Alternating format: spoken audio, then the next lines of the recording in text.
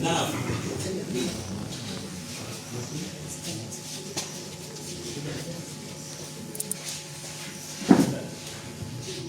certificate of elected member of National Assembly. The constituency returning officer hereby declares that Jero Leo wa Muthende of ID number 22020809 has been duly elected as the member of the National Assembly for Mbeere North constituency in the election held on 27th day of November 2025.